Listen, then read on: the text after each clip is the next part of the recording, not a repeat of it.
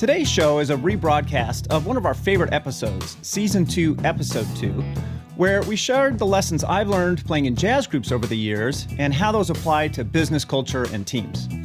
In this rebroadcast version, we've trimmed it down to just the discussions around the music. If you're a fan of live jazz, you can check out the original version from 2021, which we'll link to in the show notes. We've frequently done a version of this episode as a keynote presentation. If you'd like to talk to us about bringing this to your conference or your company, visit the contact page on our website, humanizingwork.com, and schedule a conversation with us.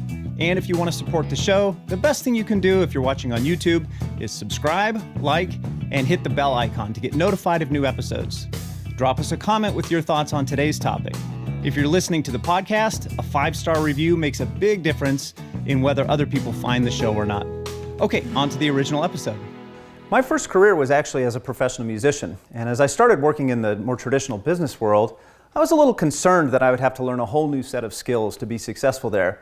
But especially as I started taking on team leadership roles, I found that a lot of the skills that I had learned and really honed as a professional musician applied directly to the business world and helped me to be successful there.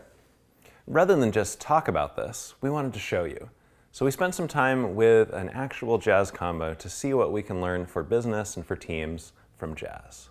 We are here to experience a different kind of team, a jazz combo, to see what business teams can learn from jazz. And I'm here with 4 of my closest friends in a quintet that has never played together in this format before. So John and I just met before the gig, and I've played with some of the other guys in the band before, but this is the first time we've met. So how are you going to manage that? Yeah, I think we'll probably rely on a few important things. So we have some shared repertoire that any, gigging jazz musician needs to know. And also we have some shared culture that we rely on. So Andrew, if you were to just show up at a gig and not know the culture, that might not go over too well, right? Yeah, it'd be a problem. It'd be a problem. So we have things around like, as simple as what kind of a vibe you have when you walk onto a bandstand to like what order we're going to play in and how we're going to play melodies and kind of the form of the music, and it's all kind of shared patterns that we've learned. So without you even planning it out, I could call a standard and that's usually how the gig goes, is somebody calls a standard, we hope we all know it, and we start playing it. Let's try it. Okay. You don't know what love is, medium swing. Okay.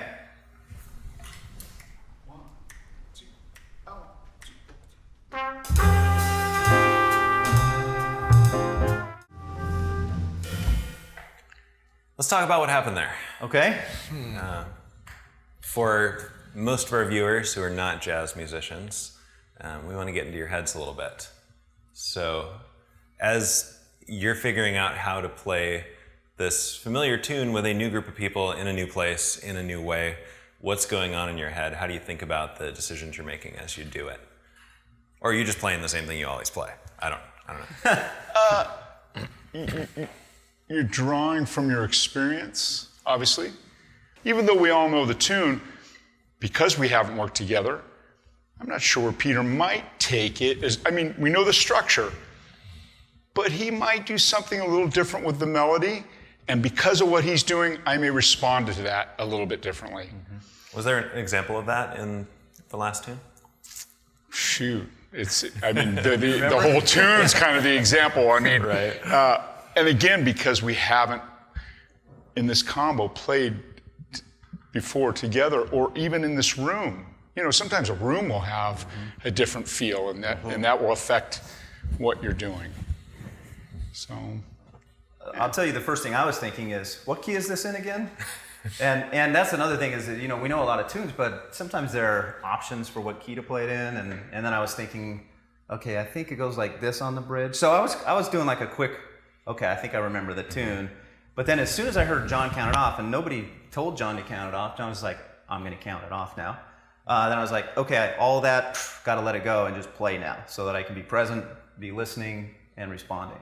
Was anybody surprised by the key that Peter chose for the melody at the top? No, that's the standard. Okay. Yeah, that's the standard. Yeah. That would have been interesting. If he'd started playing in a different key, Yeah. I would have been cool. sometimes we might play in the same key, but the bass player, he might suggest, or the piano, any kind of, accompanist, he might suggest different harmony, even though with the same melody. Yeah. So that's another, we have to be open ears and adjust right on the spot, sometimes go that way. I think the feel was a unique call. So it took a minute for us to adapt. And typically that song is a ballad. So we needed to figure out how the harmonic rhythm was going to move for us and how the melody was going to lay over that. So that took a little bit of really careful listening. And the other thing is how we're going to carry the melody and how we're going to arrange it on the spot so that we can convey the most important aspects of the tune. And so a lot of times, like Peter and I, because we're horn players, our shared culture and history would indicate that we should probably play the melody first, or we should take that responsibility. And so he took the melody, and I thought, okay, well, we're getting to the middle of the song. I wonder if he's going to pass it off. So those were some things that were going on in my awareness. Yeah. Now, for a non-melody instrument, or mostly non-melody instrument, like the bass, how's that thought process different? Well, listened first for what the rhythm would be. He counted it off, but I need to know where things start, and I listen to the melody for that. And I put forth my thoughts on the matter, so to speak, by first playing, but then I need to listen very carefully to see what's going on and make it all work. We all have our roles, but basically what we want to do is to make it work. That's our thing. We're all helping each other out and listening to each other and trying to make it work, trying to make it go. There's nobody going, oh, I'm right, you guys are wrong. It's all about hearing what's going on and helping it be better. Have you ever played with a musician, Ted, That's what I was going to that say. actually was that way? I'm right and the rest of you are wrong? Sometimes it was me. What happens then? Well, you don't get as much satisfaction out of it as you would like to, and the bumping of heads just sounds bad. And the end goal is to have everything sound good and make the final product, which is the song, the tune, the performance, be something unified. And if you're busy fighting on stage, that's not unification, that's fighting. And it doesn't help. So a lot of times you have to let go of what you thought was supposed to be happening and go with what's going on. Like I said, make it all work. If I could say one other thing too, because of the performance aspect of what we do, it's a linear process. So there are no takebacks. So anything that we do in the moment, whether maybe a mistake, even in my mind, Peter does a great job of creating a tone within the group that's like, okay, embracing that and saying, all right, well, we can't say, well, let's pause, go back and forget about that idea and plug something else in. We don't have that opportunity. Yeah. So we as a group there's a safety net, a comfortableness with everybody that they're going to try to turn that into something good. Yeah, I had this instrument up originally, and then this valve stuck on one of the notes, and so it was all the wrong notes. And so I had to in the moment say, so now what should I do? So very quickly, it's like time slows down for a second when that happens, and I'm thinking, are there other notes, if I push this button down, are there other notes that would work here? And I'm really trying to, on the fly, fix it as quickly as I can, or sometimes that'll happen, and the note that comes out is kind of cool, and so these guys will pick up on it, and it'll take it in a different direction. So sometimes a mistake turns into something pretty cool and unexpected. Indeed, yes. A happy accident. That's right. Rest in peace, Bob Ross. There certainly was a trust that that could happen and it would turn into something. Right. We had a couple examples in there of things not going the way you expected and having to be in the moment, whether that's a stuck valve or just what someone else does. Let's see what happens when we intentionally introduce some of that into the music. Okay. Shall we? Yeah. So for the next tune, we're going to have you play a particular tune. Peter has one in mind, I think. Yeah, Summertime. Gershwin's Summertime. Great. And I'm going to change the style on you or give you some other sort of guidance, throw a little bit of free radicals in there and see what happens. So I've got a stack of cards here with some variations that I will hold up. And then at an appropriate time after that, make it happen. Okay. And so we're not going to stop then? No. Okay, so we're going to try and incorporate it like in the flow of the music and see if we can move to whatever the card says. Right. Okay? Yeah. And we'll see how that happens. What key are we? Let's do this in D. D minor? Yeah, D minor.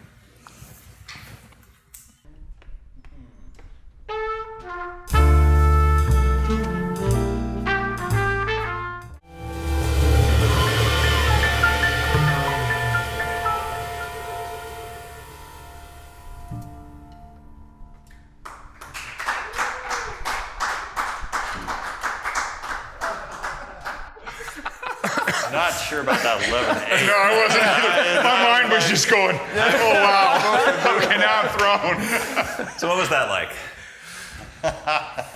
It was fun. Yeah, it was fun. Yeah. It was fun. It was fun, It's a indeed. fun challenge, I think, to try and incorporate that. When I was giving you all of those increasingly crazy cues, a few of them in the beginning, like the bossa and Latin, are pretty normal. But then when it started getting to 11/8 and more purple and things like that, how did risk and safety and trust play into how you approached those problems?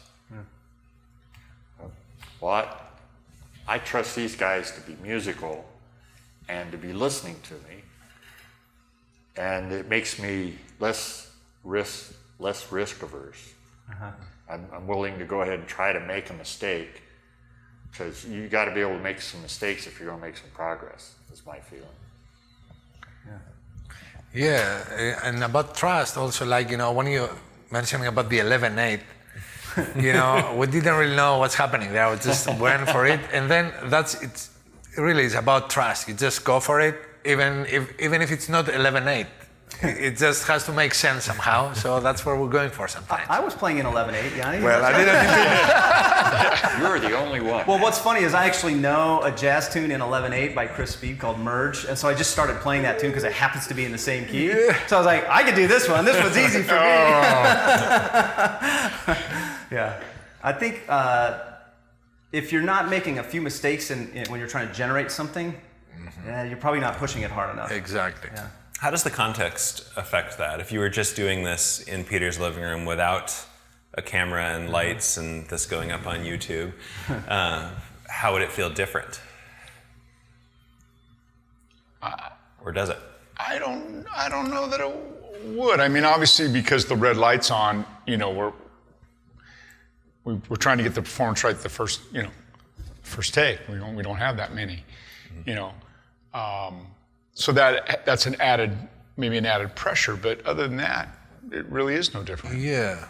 Also, I want to sorry to interrupt, but something, just a thought that once we went to ballad and I took a solo. Then what happened there? We all keep on, we're playing the song, but then Ted, he was playing the harmony where we started it, and then I doubled the harmony value. Let's put it that way. So it took us a little bit, and me, tried to figure out where the new form is at. So there can be, the initial change, it happened, like from Latin we switched to ballad, but there's other things, undercurrent there that we have to be also aware and try to adapt, to what's happening and be as quick as we can and as smooth as we can, I guess. What effect did the previous variations have on the later ones? I think it was a lot about the harmonic rhythm, like Yanni was saying, is that when we went to double time swing, a form like Summertime is quite short, so we were trying to negotiate how to lengthen that. And so a lot of times we'll go into what we feel like is a double time feel swing. So it's not quite a true double time, but it feels like that. But the harmonic rhythm is moving twice as slow. So I think at some point we were trying to stabilize that. Right. Yeah, that was, I think, one of the things that stuck through most of what was going on is the beginning of how fast the chords changed stayed the same, even though within that we moved the rhythmic framework around. I'm not sure how that affected playing more Purple was, but it all, the previous stuff always affects what you do. For me, because the first few were kind of, I don't know, I guess in the realm of possibility, but you still had to respond to them. So for me, it kind of put me on my toes a little bit. Like I feel like an athlete stretches out before they, and warms up a little bit. I felt like by the time we started, I didn't lead with Purple. Right. By the time we started getting to the more crazy requests, I was already like, all right, what's next? Throw something else at me. So I felt like I was kind of looking forward to the next one, and then as they got crazy, I kind of wanted them to get crazier just to see how far we could push it and not fall apart. I think there's always a risk on a bandstand that you could crash and burn and the whole thing falls apart. And I've been on bands where literally like somebody will just, all right, let's start over. Let's pick it up at letter C. And it's no fun, but it can do that. And if you're not pushing it to that, then to me it's like it loses some of its edge and it loses some of the fun for me. So I like to push it a little bit. Indeed. And also I wanted to add to that, it came to the point like after Purple on the abstract, it's for me, it felt like, all right, abstract, it's cool, I can do whatever. Yeah. Although it's not true because I still play, around the group and I have to, maintain a certain, personality, music-wise and everything. But it's good to trust again, and just go for it and stretch, as Peter said. These are very important, values to have on a jazz setting like that. I didn't give the variations to you on the same cadence. It wasn't like I waited for a chorus and then brought it up again. Some of them were close together, some of them were further apart and at odd times in the song. What effect did that have on how you handled the change? I noticed that sometimes somebody would do it right away. Like when we went to Afro-Latin, I heard Yanni right away start playing a montuno on the piano, that little don-ti-don-ta in the piano. But we didn't all exactly change at the same time, and so people picked it up. The cool thing is that happens even without prompting in a jazz scenario, is that somebody will say, hey, what would sound cool right here is this, and they'll start doing it, and then other people will either pick up on it, or we'll have fun with the fact that we're kind of playing in two styles simultaneously, and that creates some cool tension. So that felt pretty natural to me. It seemed like different people took the lead on different ones of the variations. I was really curious when I put those up if it would always be one of you. I could come up with scenarios where it would be a different one, or it would always be the same person that takes the lead on it, but different ones of you took the lead on the transitions. How did you negotiate that? Well, like for instance, when we did that Afro-Latin, I kind of went into an Afro-Cuban, right? Like a little more, but then we were kind of in two different fields, so I finally had to just gracefully back out, and then go with Yanni, because I felt, okay, that works. Ted was going with Yanni, so all right, let me not force my agenda. Let me adapt to what they're doing. Yeah, I as usual, I was caught between two guys. Yeah, you're in the middle. I was caught between two guys. I heard what he was doing. I heard what he was doing, but I was. Yeah, I don't even remember why I went with him instead. Just majority rules. Yeah. But and the time where we went to 3/4, I think felt like I led that one. Yeah, I had like no I idea. started going boom, boom, Yeah. boom, and you guys all heard that. Yeah, Negotiated that into 3. that was another situation where I felt like, again, summertime is such a short form at that tempo of 3/4. Let's elongate. We elongated that, so it was like a double. Well, a lot of times the understanding that after we got the rhythmic feel happening was when you guys played the melody, and that helped us solidify that aspect of it, the harmonic rhythm. Yeah. With all this stuff that was going on. I feel like for me, Everybody had their role, right? Yeah, just personally, it was like, what do I think I can contribute, or I feel strongly like, oh, in this style, I feel like I have a thing that I can add, So Like that was funk. that sort of like drove my decisions about when I was going to take the lead, and maybe because if anyone feels like they have something really special to contribute, and that, like, everybody else can give way for that to happen in a group that's really listening. And we want to explore the role of constraints and structure in how you collaborate. So to do that, I've got a chart over here of Bye Bye Blackbird. And I'm going to ask you to play it exactly as written first, and then we'll have you play it as you would actually play it. This will be hard for us to do because we're so used to looking at a lead sheet like that and immediately starting to play it in the jazz tradition. Mm-hmm. So we'll do our best to play exactly what's written on the... Show us what the structure you're given sounds like, and then show us what you do with that structure. Okay. For real. 1, 2. Oh, 1, 2.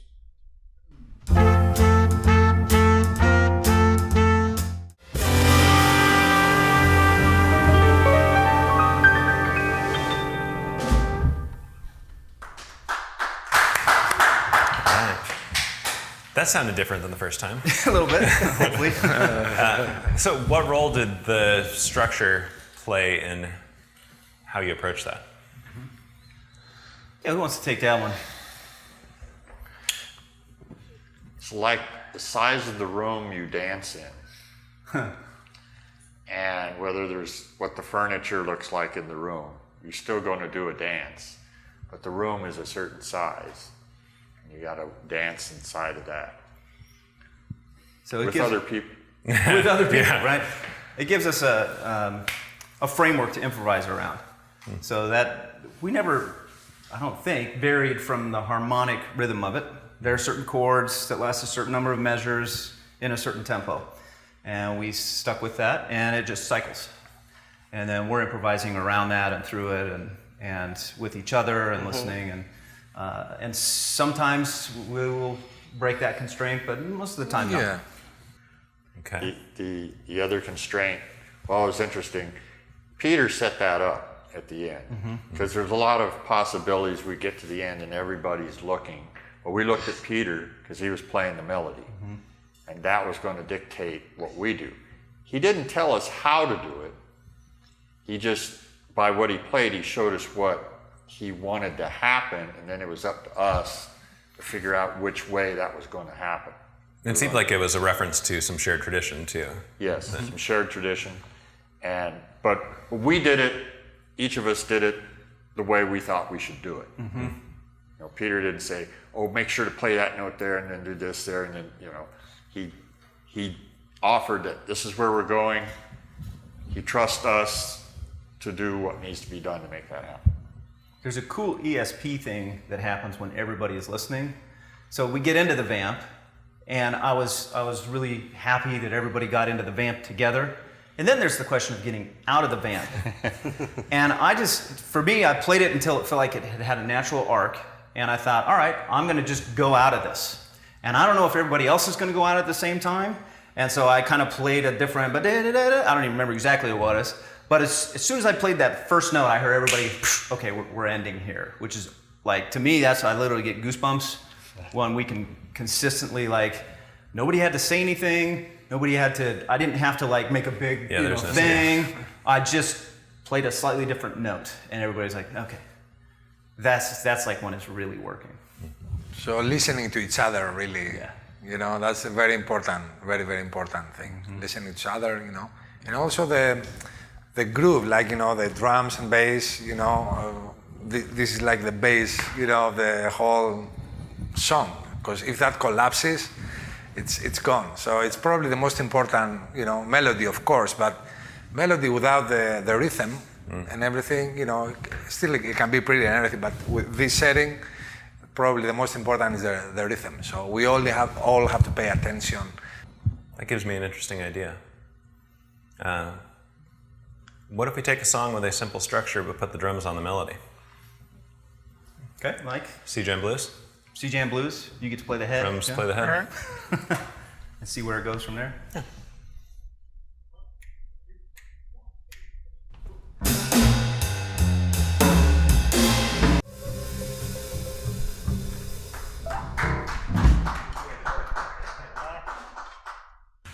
How are the roles different there from usual?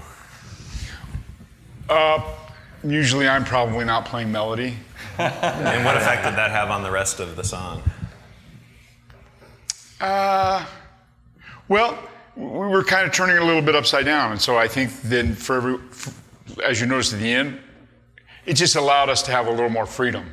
It was like, okay, we're going to really approach this different. We're going to throw it up in the air and see how it lands, and so you took away the structure by doing that because it was kind of going against the norm.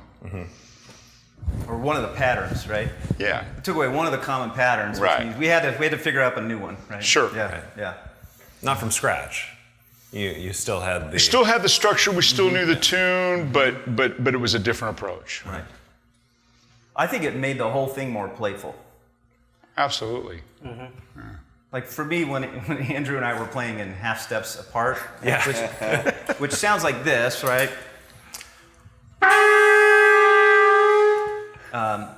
That was intentionally playful. It wasn't like one of us screwed up and was like, "Oh, whoops, I'm in the wrong key." The key's in the name of the song. The key for this one is in the name of the song.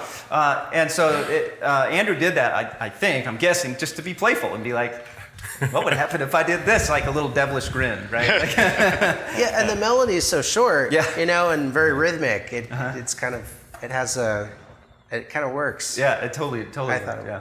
Well, we fell into some of the trope of Thelonious Monk. I mean, by having the rhythm be first and foremost, a very simple rhythm, and he played it, and then when you went to the half steps, which is also an aspect of Thelonious Monk, we kind of leaned in that direction. Yeah. With that, which, a lot of Monk stuff is very playful Yeah, and simple. and simple. Often very simple too. Yeah, it's interesting because I wasn't thinking about Monk when we were playing, but as soon as you said that, I was like, oh yeah, that's the vibe. That's what we did. That was the vibe that we had, right? Which is again part of kind of the shared vocabulary. We've all studied the same masters of this art, right? And that's how come we can come together. And when somebody plays something that sounds like Monk, then we know, oh yeah, that would be cool. Let's go in that direction. So that knowledge wasn't just tacit to the audience. That was tacit to you. Yeah. It was like you I didn't wasn't know you knew that in that consciously- moment consciously, but you were using it. Yeah. That was a lot of fun to watch and listen to that jazz group collaborate.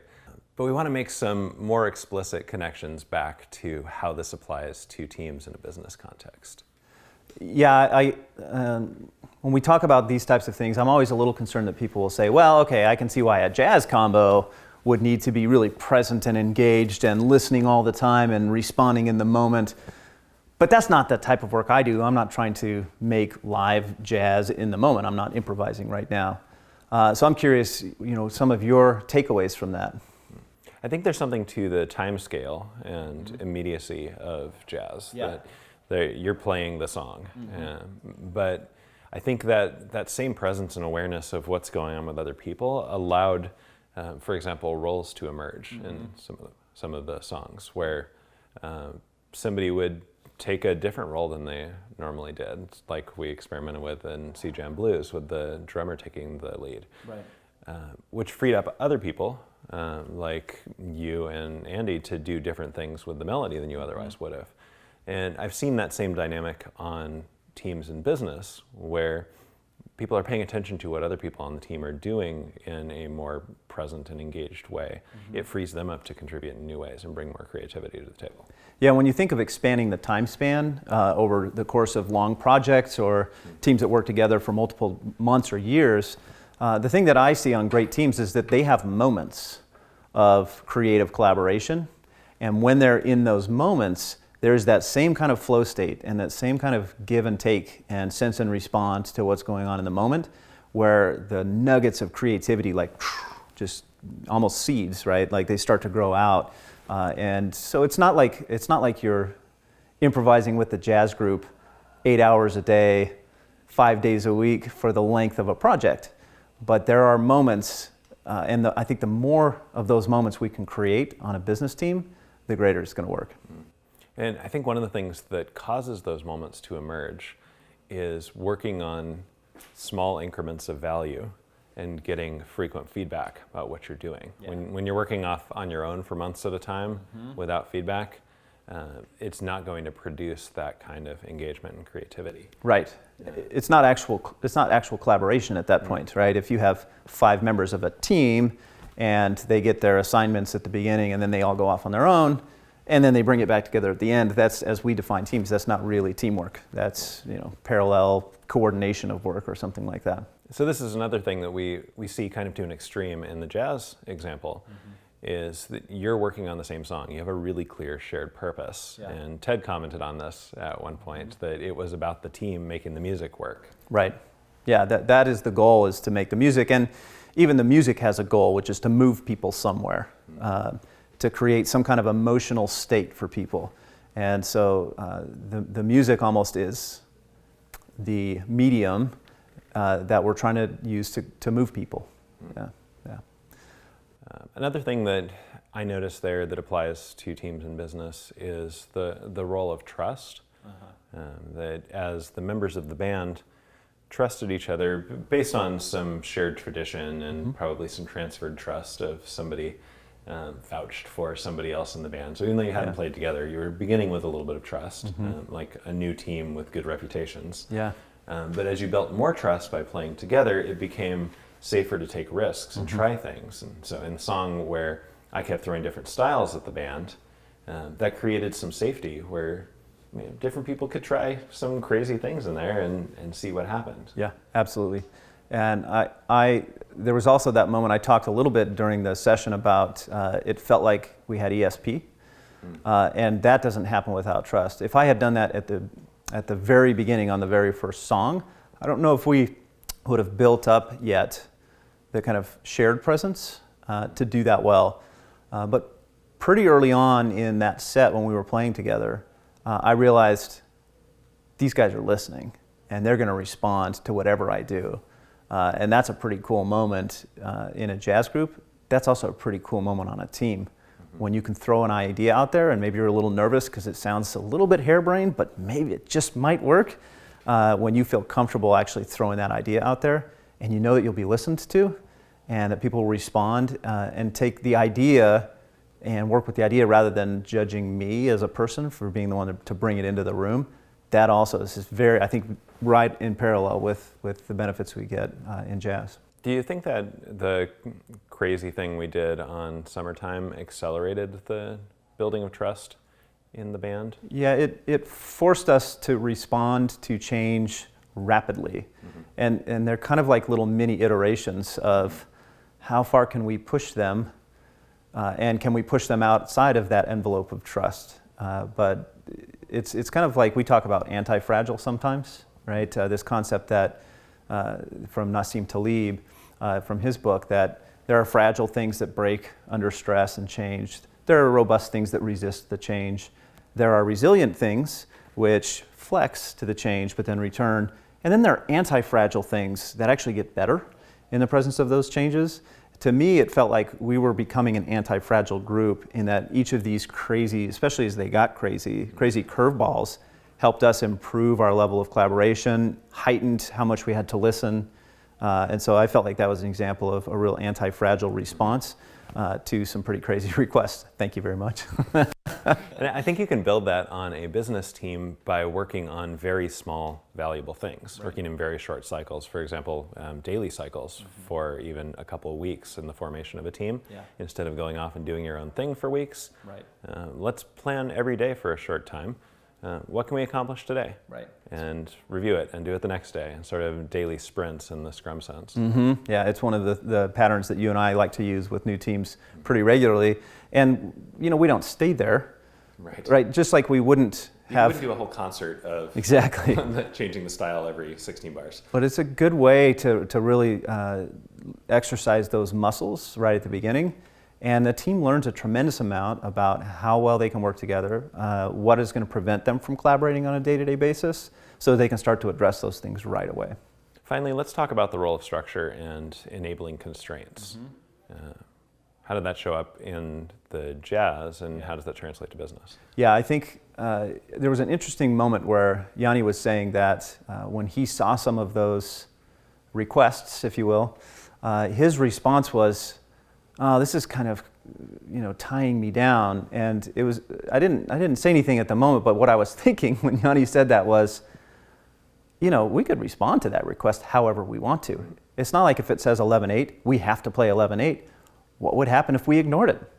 And so I think it is interesting to push this idea of we're always at choice, right? Chris Avery's responsibility process is has been a great tool for me to think about that no matter what's going on, I can be responsible for the choice I'm making in this moment. I don't have to feel like I'm obligated to do what somebody requests. I can take that request and morph it into something that I think is going to be valuable. So that was one of the things that I noticed when we talked about those, is that sometimes a crazy request is just a crazy request, but the way that our brains work is we might morph that into something really cool and respond in a way that maybe wasn't intended in the mind of the requester, but that gets us a really cool outcome that was better than any of us could have thought of. I think that revealed a divergence in purpose too, where with all the other songs, your shared purpose was, let's make the song work and do something good. In that case, I introduced a separate purpose, which is satisfy the request on the card. Play something that is really clearly in that style, even at the expense of summertime. And I think different people in the band balance those conflicting goals differently, and you became somewhat misaligned there. And that would have, I think, been something you would want to reveal on a long-running business team or even a long-running band and negotiate that. And I see that happen on teams all the time, where there is a clear upfront, we've got a goal for a team, we've got a team mission or a vision statement that we're really aligned on. And as the team starts working on things, different stakeholders, they want some stuff. And it may or may not be aligned with that goal. And the way that we respond in that moment, I think, is pretty critical. We can respond to say, well, let's see, is there a way that we could morph that request in a way that is aligned with the overarching purpose? And that's really where I was trying to go with the requests. Or we might just say, well, it's not our purpose, but so-and-so said we need to do it, so we need to do it. You're going to get a very different outcome depending on how you frame that in your mind, frame that request. And we saw that actually get negotiated in the song around country, where the first version of country was a country swing, which sounded like swing. And then John didn't feel like he was achieving the country goal sufficiently, and introduced that like two sort of feel. That two beat. And I gotta say, like, that was, I think, one of my favorite moments in that, in that song was when we went there, because all of a sudden, I found, I don't even remember what I played, but I found some melodic phrase that worked really well with it, and it wasn't summertime. But it sort of reminded one of summertime. And so it was a really cool way to have a completely different variation on that theme than I would have ever come up with otherwise. And to me, it was fun and musical, and like I wanted to start dancing when we played that point. Also, along the lines of structure and constraints, it seems important that you've got the song. And when we played it, just what's written on the lead sheet, when we played that music exactly, it was written. I see a lot of teams, especially new teams, that are supposed to adopt some process or something, and so they just go through the motions of adopting the process without improvising their own version of it. And what jazz musicians do is to improvise within that. I loved that metaphor that Ted used of the song is like the room that we're dancing in. And I think a lot of teams would benefit from considering that same metaphor when they look at processes that maybe for lots of reasons mandated. You've got to use this process for good reason, and they can just feel like shackles to a team. But if we were to consider those as just the room that we have to dance in, what kind of dancing could we do here would be a really interesting question. And maybe how can we dance in that space that makes the people who control the space see some new possibilities and maybe change the space for us. Yeah, absolutely. Love to see that happen on teams. Good. All right. Well, we hope you can take these ideas and other things we haven't talked about and bring them back to your team. Tell us about it in the comments. We want to hear what stuck out to you and what you do with this in your own work. As always, thanks for joining us.